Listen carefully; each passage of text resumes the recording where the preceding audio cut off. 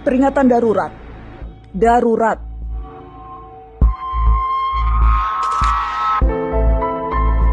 Kalau kalian melihat poster berwarna biru dengan tulisan peringatan darurat, ini memang darurat. Disebut darurat karena baru sekarang putusan MK langsung direspon DPR dengan membuat undang-undang yang dikebut hanya dalam 1 hari saja. Sekali lagi, 1 hari. Hari Selasa, Mahkamah Konstitusi memutuskan mengubah syarat ambang batas pencalonan kepala daerah. Partai atau gabungan partai politik tak lagi harus mengumpulkan minimal 20% kursi di DPRD atau 25% suara sah untuk mencalonkan kepala daerah dan wakil kepala daerah.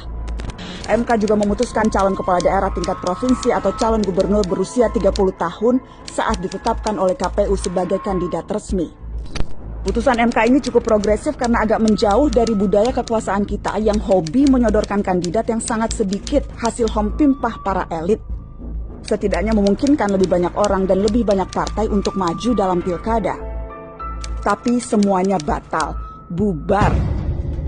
Besoknya DPR memutuskan ambang batas partai untuk mencalonkan pasangan dikembalikan ke aturan lama. Sedangkan usia kandidat diputuskan mengikuti keputusan Mahkamah Agung yang berusia 30 tahun saat dilantik.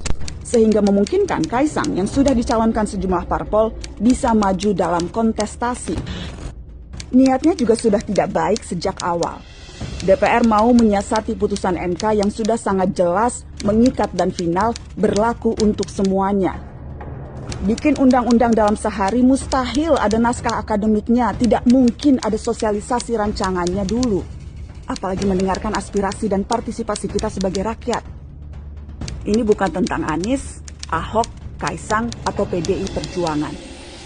Mula-mula ini tentang bagaimana proses bernegara dilaksanakan dengan potong kompas sehingga melecehkan nalar wajar kita sebagai warga negara.